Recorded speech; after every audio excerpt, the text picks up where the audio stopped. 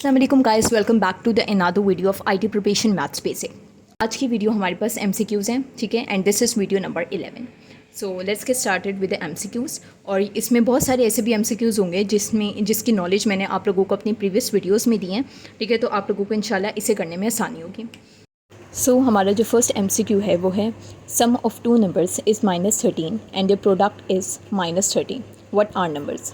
Option A -2 and 15, option B 2 and -15, option C -3 and 10 and option D is 3 and -10। तो सबसे पहले question जैसे कि आप लोग देख चुके हैं कि हमारे पास सम ऑफ नंबर्स, यानी कि किसी भी कह लें कि कोई भी ऐसे दो नंबर्स जिनका हमारे पास सम क्या हो -13 हो, ठीक है, यानी कि कोई से भी ऐसे दो नंबर जिनका सम हमारे पास -13 हो और फिर उन्हीं दो नंबर का जो प्रोडक्ट है, प्रोडक्ट किसे कहते हैं? मल्टीप्लाई को कहते हैं, ठीक है। तो उन्हीं दो नंबर्स का जो प्रोडक्ट है वो हमारे पास कितना होना चाहिए? -13। तो अब वो दो नंबर्स हम लोगों ने ढूंढने कि वो कौन से दो नंबर्स हैं जिनका हमारे पास प्लस जो है यानी सम जो है वो -13 आ रहा है और जो प्रोडक्ट है वो -30 आ रहा है, विच मीन्स मल्टीप्लाई।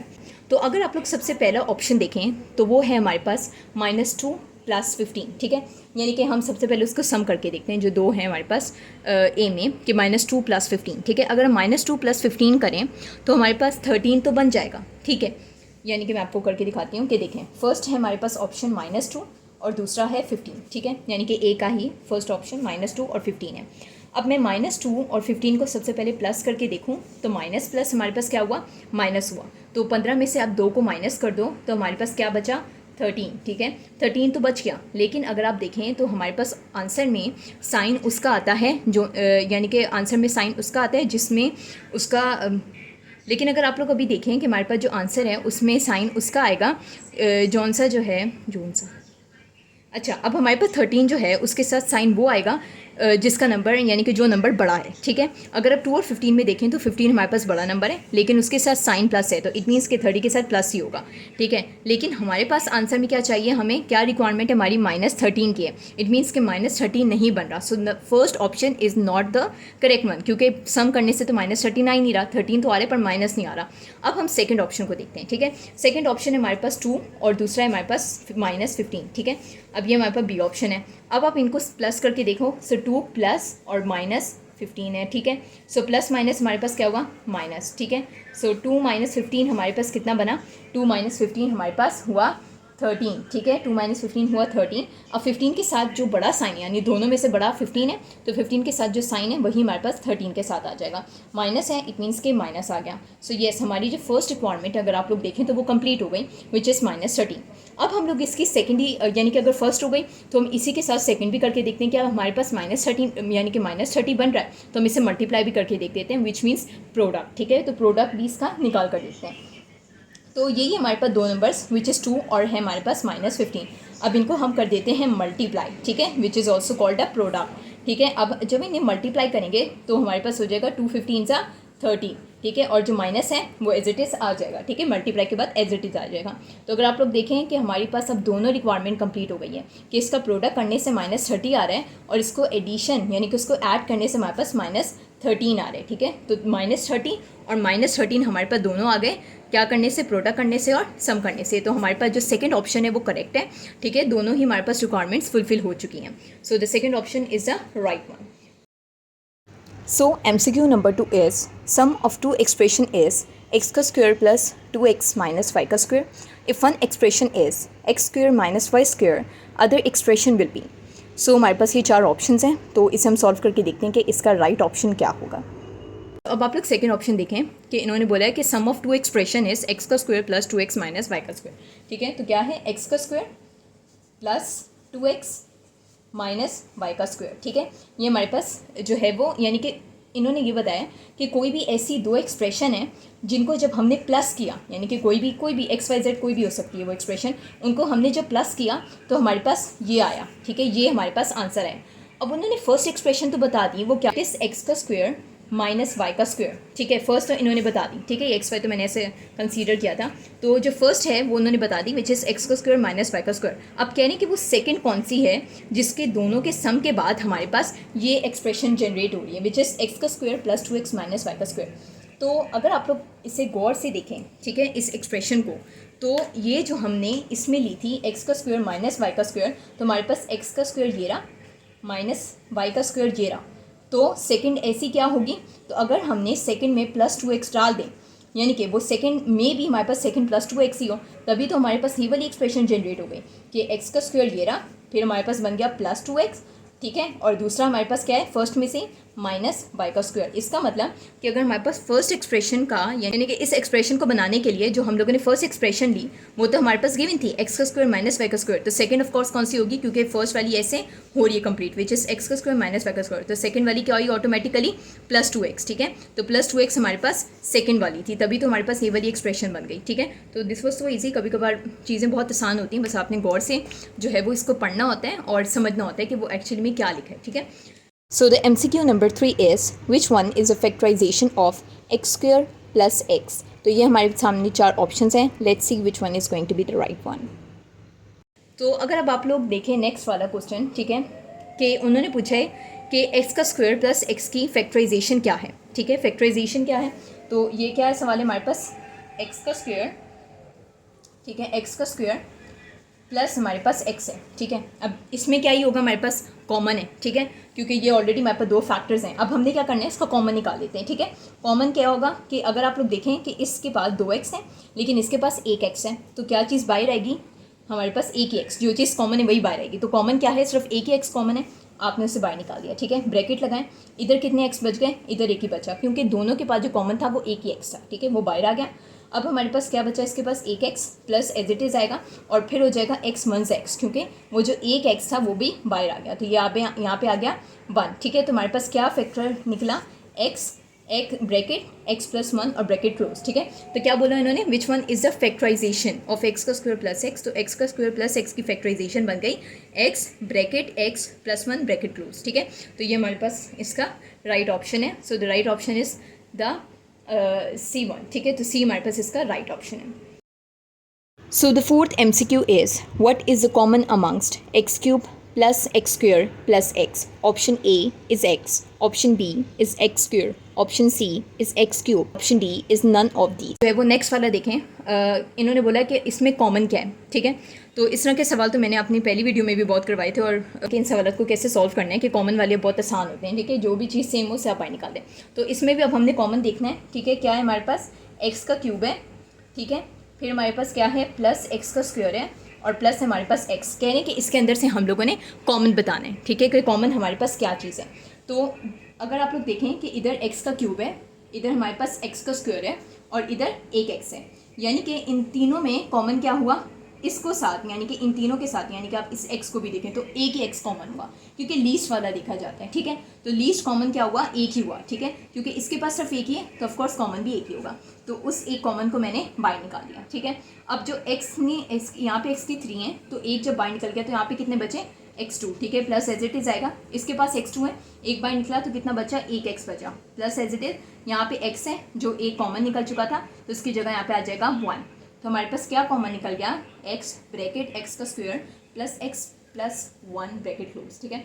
तो अगर आप इसका तो अब इसका जो राइट ऑप्शन है, इन्होंने सिर्फ इसमें कॉमन पूछा हुआ है कि इसमें क्या चीज़ कॉमन निकली, ठीक है, पूरी तरह से इक्वेशन यानी कि पूरी फैक्टराइजेशन नहीं पूछी, जैसे हमने इस वाले सवाल में पूरी फैक्टराइजेशन उन्होंने पूछी थी, तो उसका ये ऑप्शन भी था, ठीक है। ऑप्शन आप देखा करें क्या है, तो इसका जो ऑप्शन है वो हमारे पास x ही होगा, क्योंकि कॉमन क्या निकले, x निकला है, ठीक है। तो जो चीज़ कॉमन है वो आपने निकाल देनी, और ये उसका फैक्टर है। अगर वो फैक्टराइजेशन पूछते तो हमारे पास ये पूरा जवाब होता, तो वो वैसे भी ऑप्शन से आपको पता चल जाता है, लेकिन इन्होंने सिर्फ कॉमन पूछा है, तो हमारे पास जो राइट ऑप्शन है वो x है, क्योंकि एक x था वो कॉमन निकल गया।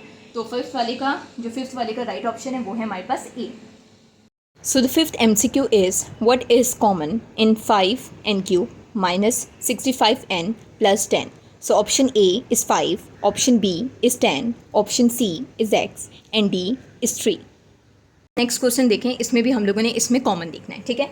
तो क्या है हमारे पास 5n cube minus 65n plus 10, ठीक है। तो हम इसको कॉमन देखते हैं। अगर आप लोग देखें तो सबसे पहले वेरिएबल्स देखते हैं, ठीक है। 5 के पास 3 n है, 65 के पास एक n है और 10 के पास एक भी n नहीं है। इसका मतलब क्योंकि इसके पास कोई n नहीं है तो इट मीन्स कि कॉमन तो n हुआ ही नहीं, क्योंकि इसके पास तो n है ही नहीं और हमने तीनों का कॉमन देखना है, ठीक है। अब देखते हैं हम नेक्स्ट 5, यानी कि अब हम डिजिट्स ही देखेंगे, क्योंकि वेरिएबल्स तो कॉमन है ही नहीं। वेरिएबल क्या है हमारे पास, ये n वेरिएबल है, ठीक है। ये जितने भी हमारे पास ABCD और XYZ यूज़ किए जाते हैं इन सबको हम वेरिएबल्स कहते हैं, ठीक है। तो अब हमारे पास है 5, यानी कि अब हम डिजिट्स देखते हैं, ठीक है। तो यहाँ पे है 5, यहाँ पे 65, यहाँ पे 10। तो अब हम सब यानी कि 5 को हम बाई निकालेंगे, ठीक है। तो अगर मैं 5 को यहाँ बाई निकाल दूँ तो हमारे पास क्या होगा, 1 मिनट, ठीक है। तो अब यहाँ पे मैंने 5 को बाई निकाल दिया, ठीक है। अगर यहाँ पे हमारे पास बचे, क्या बचा यहाँ पे, n का क्यूब बच गया, ठीक है, ठीक है। तो अब हमारे पास यहाँ पे n का क्यूब बच गया क्योंकि हमने 5 को बाई निकाल दिया, माइनस एज इट इज़ आएगा 65। अगर आप लोग देखें कि 5 हमारे पास जो 13 है वो 65 से होता है, ठीक है। सो 5 13 हमारे पास 65 होता है, n एज इट इज़ आ जाएगा प्लस, और 5 2 से हमारे पास क्या होता है, 10 होता है। इट मीन्स कि हमारे पास जो 5 है वो हमारे पास कॉमन आ गया, ठीक है। सो 5 हमारे पास कॉमन आ गया।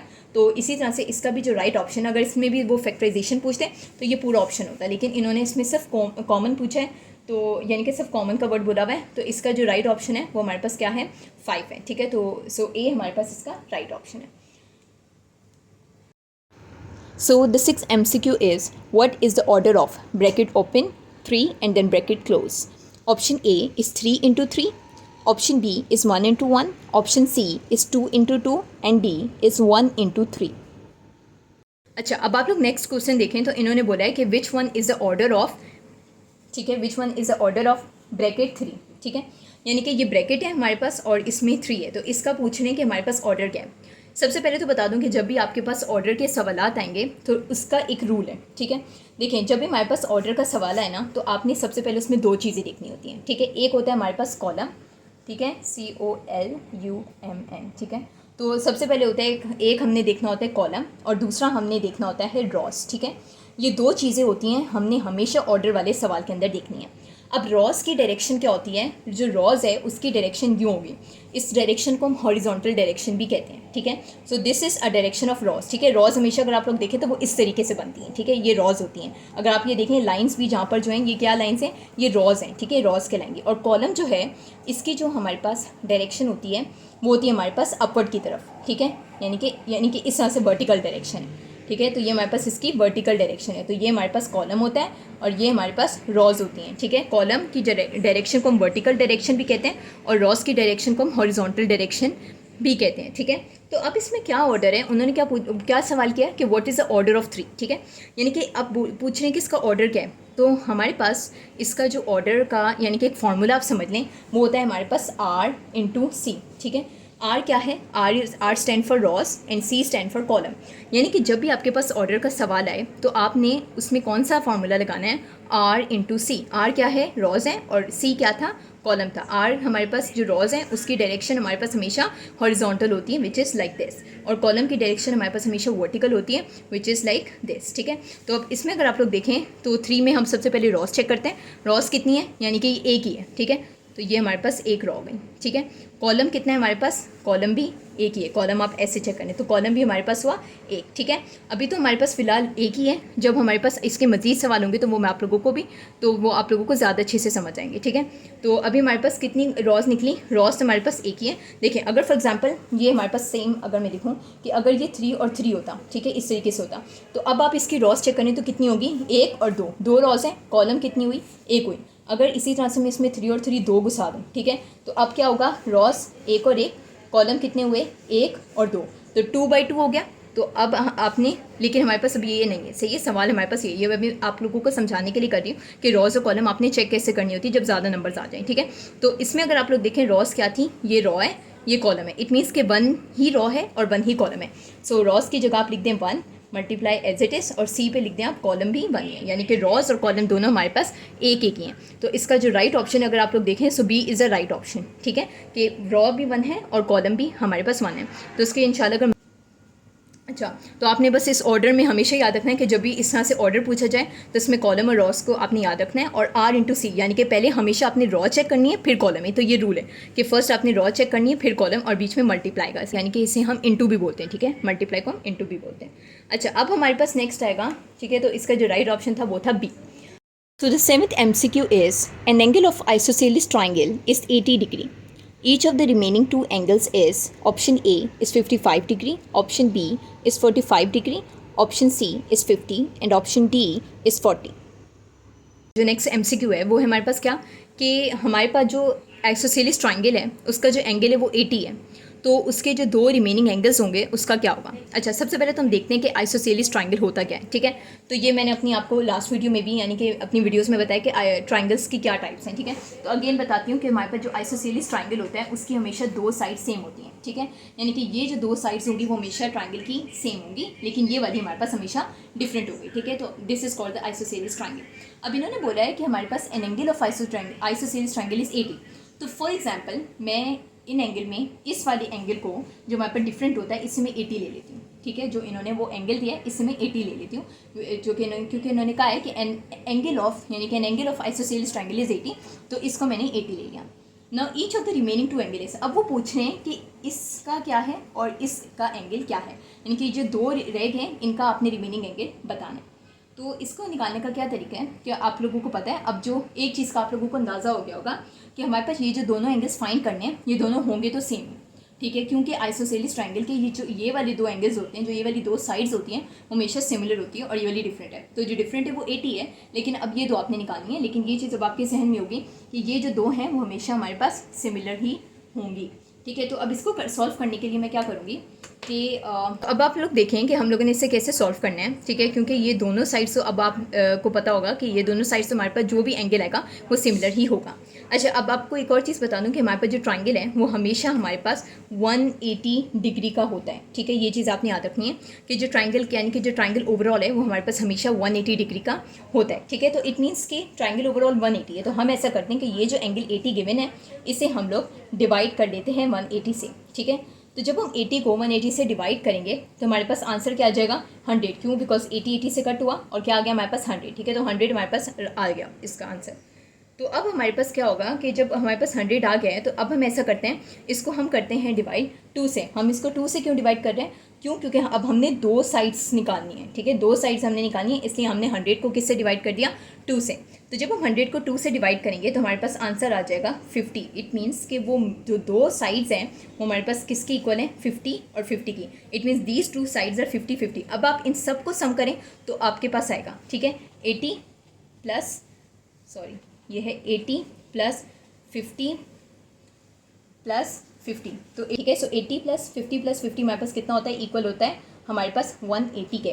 तो इट मीन्स के जो ओवरऑल ट्राइंगल है वो 180 के इक्वल होता है। सबसे पहले तो आप ये देख लें, उसके बाद एक एंगल हमारे पास 80 गिवन था, उसको आपने डिवाइड किया, 80 को डिवाइड पे 180 किया तो हमारे पास आ गया 100। फिर आपने 100 को डिवाइड किया टू साइड्स, क्योंकि हमने मालूम करनी थी तो हमने उसी 100 को 2 से डिवाइड किया तो हमारे पास आंसर आ गया 50। तो इट मीन्स कि जो हमारे पास जो ऑफकोर्स यानी कि इट मस्ट बी कि जो हमारे पास जो दो साइड्स हैं सबसे पहले तो वो होंगी सेम, तो वो जो दो सेम साइड्स हैं वो हमारे पास 50 है, यानी कि 100 को आप दो साइड्स में डिवाइड कर दें और सेम भी है तो वो 50 और 50 हो जाएगा। ठीक है, तो हमारे पास जो करेक्ट ऑप्शन है वो है हमारे पास ऑप्शन सी विच इज़ 50। ठीक है, so the 8th MCQ is if a minus b equals to 6, a plus b equals to 8, then a equals to dash and b equals to dash. So the options are a 7 and 1, b 1 and 7, c minus 1 and 7, d 1 and minus 7. अच्छा, अब आप लोग next वाला देखें, इन्होंने क्या बोला है कि हमारे पास जो a माइनस बी है, ठीक है, यानी कि हमारे पास जो a माइनस बी है वो हमारे पास इक्वल है 6 के, और हमारे पास जो a प्लस बी है वो हमारे पास इक्वल है 8 के। ठीक है, यही हमारे पास कि a माइनस बी इक्वल है 6 के और a प्लस बी हमारे पास इक्वल है 8 के। तो इन्होंने हमें अब क्या फाइंड हमें करना है, एक्चुअली में a भी फाइंड करना है और हमने b भी फाइंड करना है। ठीक है, ये दोनों हमने a और b फाइंड करना है। अब इसको फाइंड करने का तरीका क्या है कि हम इनको इक्वेशंस बना देते हैं। ठीक है, this is equation number 1, let यानी कि इनको इक्वेशंस के नाम दे देते हैं, और दिस इज़ 2। ठीक है, तो मैं लिखती हूँ a minus B equals to 6 और a plus B equals to था 8। तो मैंने इन दोनों इक्वेशंस को साथ साथ लिख दिया, यानी कि ऊपर नीचे वापस लिख दिया। अगर आप लोग देखें कि हमारे पास, और यहाँ पे हम डिवाइड करते हैं इनको, यानी कि हम नीचे इस तरह से मैं लाइन लगा रही हूँ। अगर आप लोग देखें तो माइनस बी और प्लस बी हमारे पास क्या है, तो ये दोनों ही हमारे पास क्या हो रहे हैं, कैंसिल हो रहे हैं। ठीक है, अभी यानी कि हम दोनों का सम कर रहे हैं। ठीक है, इसे मैंने लाइन लगा दी नीचे। अगर आप लोग देखें तो माइनस बी और प्लस बी हमारे पास दोनों कैंसिल हो रहे हैं, क्योंकि आपको पता है जब भी हमारे पास ऑपोजिट साइन होते हैं विथ सिमिलर डिजिट्स, ठीक है, अगर आप देखें या वेरिएबल्स या नंबर्स, तो बी सेम था और साइंस क्या थे, ऑपोजिट थे, तो इसका मतलब क्या हो गया कि दोनों कैंसिल हो गए। तो जब ये दोनों कैंसिल हुए और आप ए और ए को अब ऐड करें तो हमारे पास ये 2a हो जाएगा। 2 कैसे हुआ, क्योंकि आपको पता है कि जो हमारे पास ये वेरिएबल्स होते हैं ABCD XYZ, ये सब वेरिएबल्स हैं, ठीक है। तो ये जो वेरिएबल्स हैं इनके साथ हमेशा कोफिशिएंट होता है विच इज़ ऑलवेज 1, यानी कि इनकी वैल्यू हमेशा 1 मौजूद है। तो जब हम इनका सम कर रहे हैं, प्लस कर रहे हैं, यानी कि तो a और a दोनों का कोफिशिएंट ऐड हुआ 1 + 1 तो हो गया हमारे पास 2, ठीक है। और a एज इट इज़ आ गया वेरिएबल, -b + b तो कैंसिल हो गया, इक्वल को हम एज इट इज़ लिखते हैं।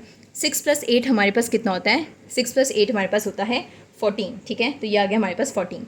अब मैं क्या करूँ कि मैं a की वैल्यू कैसे करती हूँ, बाय निकालती हूँ, ठीक है, यानी कि a को बाय निकालती हूँ तो इस तरह से हमारे पास a की वैल्यू आ जाएगी। 14 को इधर लिखते हैं, तो अब हमारे पास 2a के साथ जो है वो मल्टीप्लाई हो रहा है, तो हमें पता है ये वाला रूल कि जो इक्वल के बाद है वो क्या हो जाएगा, डिवाइड में चला जाएगा, ठीक है। ये रूल आपको पता है कि जो चीज़ इक्वल से पहले मल्टीप्लाई हो रही हो वो इक्वल के बाद डिवाइड में चली जाती है, और इसी तरह से जो चीज़ इक्वल से पहले प्लस में हो वो इक्वल के बाद माइनस में जाती है। तो अभी यहाँ पे मल्टीप्लाई हो रहा है, इक्वल के बाद क्या हो जाएगा, डिवाइड। सो अगर आप लोग देखें 2 × 1 = 2, 2 × 7 = 14, तो a की वैल्यू आ गई हमारे पास 7, ठीक है। तो फर्स्ट हमारे पास जो a की वैल्यू है वो हमारे पास 7 आ गई। अब हमने b की वैल्यू फाइंड करनी है। b की वैल्यू फाइंड करने का क्या तरीका है कि अब जो ये a की वैल्यू आई है, अगर मैं इसे इक्वेशन नंबर 1 में अगेन डाल दूँ, या इनफैक्ट आप 2 में भी डाल दें, आपकी मर्जी है, तो मैं अभी फिलहाल इसे a में डाल रही हूँ, यानी कि फर्स्ट इक्वेशन में डाल रही हूँ। तो अगर मैं इसे फर्स्ट में डालूंगी तो हमारे पास यहाँ से क्या आ जाएगी, b की वैल्यू आ जाएगी। तो a - b = 6, ठीक है। यहाँ से मैं a की वैल्यू लिखती हूँ विच इज़ 7 - b = 6, ठीक है। b को हम ऐसे ही रहने देते हैं, -b = 6। अब यहाँ पे +7 है, उधर जाके क्या हो जाएगा, -7 हो जाएगा इक्वल के बाद, ठीक है। तो -b को एज इट इज़ लिखते हैं, 6 में से 7 गए तो 1 बचा, और क्योंकि बड़े के साथ जो है वो माइनस है, बड़े डिजिट के साथ विच इज़ 7, तो इसके साथ भी माइनस आ जाएगा। तो अब हमारे पास जो माइनस है वो हो गए साथ, यानी कि माइनस हो गए हमारे पास कैंसिल। तो b की जो वैल्यू है वो क्या आ गई, 1, ठीक है। तो देखें हमारे पास a की वैल्यू आ गई 7 और b की वैल्यू आ गई हमारे पास 1। तो a की क्या आई, 7 है, और b की आई 1, ठीक है। अब आप इसके ऑप्शंस चेक करें तो जो है वो ऑर्डर के साथ देखना कि a की जो है वो पहले 7 है, तो हमारे पास a जो ऑप्शन है वही करेक्ट है, क्योंकि इसमें देखें a की वैल्यू 7 आ गई और b की वैल्यू है 1, ठीक है। तो आपने ऑर्डर भी देखें कि पहले b की नहीं डाल देना या फिर a की नहीं डाल देना, जो उन्होंने पहले a की पूछी है तो वही लिखें, उन्होंने b की पूछी है तो फिर आपने वो लिखनी है। तो इसी तरह से हमारे पास जो a ऑप्शन है वो राइट है, विच इज़ 7 and 1, ठीक है। तो ये हो गया हमारे पास done. So the MCQ number 9 is a complete circle is divided into option A 180 parts, option B 360 part, option C 270 parts, option D is 90 parts. अच्छा, फिर आप लोग नेक्स्ट जो है वो क्वेश्चन देखें कि क्या बोला हुआ है कि हमारे पास जो कंप्लीट सर्कल है वो कितने पार्ट्स में डिवाइड होता है। तो मैं आप लोगों को बता दूं, जैसे हमें पता है कि ट्राइंगल जो है वो उस हमारे पास ओवरऑल वो 180 के इक्वल होता है, और इसी तरीके से हमारे पास जो है जो सर्कल है वो हमारे पास 360 जो है वो हमेशा 360 के पार्ट्स में डिवाइड होता है। फॉर एग्जांपल अगर ये सर्कल है तो ये जितने पार्ट्स में डिवाइड है वो है हमारे पास 360, ठीक है। तो ये जो इसका हर एक पार्ट है वो हमारे पास कितने, यानी कि ओवरऑल जो हमारे पास पार्ट है वो 360 के अंदर हमारे पास होते हैं, ठीक है, 360 डिग्री के अंदर, ठीक है। तो ये हमारे पास जो इसका राइट ऑप्शन है वो है हमारे पास बी। तो आपने बस ये चीज़ हमेशा याद रखनी है कि जो सर्कल है ओवरऑल वो 360 डिग्री के इक्वल होता है ओवरऑल, ठीक है, पूरे का पूरा सर्कल, ठीक है। फॉर एग्जांपल अगर आप लोगों से पूछ लिया जाए कि जो हमारे पास सेमी सर्कल है वो कितने के इक्वल है, ठीक है। फॉर एग्जांपल अगर आपसे पूछ लिया जाए कि सेमी सर्कल कितने के इक्वल है, तो 360 यानी कि सेमी सर्कल क्या है, सर्कल का हाफ ले लो आप। तो 360 अगर ओवरऑल सर्कल है तो उसका हाफ क्या होगा 360 का, हमारे पास अगर आप 360 को डिवाइड कर दो 2 से तो इसका हाफ बन जाएगा 180। तो इट मीन्स कि जो सेमी सर्कल है वो 180 डिग्री के इक्वल होता है, और जो हमारे पास यानी कि जैसे ट्राइंगल 180 के इक्वल होता है। तो हमारे पास जो ओवरऑल सर्कल है वो कितने पार्ट्स में डिवाइड है, 360 डिग्री पार्ट्स में डिवाइड होता है, ठीक है। तो this is 360 parts. So the B option is a right one. तो इंशाल्लाह आज के लिए इतना ही। आई होप सो कि आप लोगों को ये सारे ही MCQ सही से समझ आए होंगे, ठीक है। अगर नहीं आए तो आप लोग वापस जो है वो इसे गौर से समझें, इसे देखें, तो इंशाल्लाह आपको ज़रूर समझ आएगा, ठीक है। सारे कॉन्सेप्ट्स हैं वो मेरी जो है वो लास्ट वीडियोज़ की नॉलेज पर थे, ठीक है। मेरी वीडियोज़ को लाइक करना and don't forget to subscribe to my channel. Till then अल्लाह हाफिज़।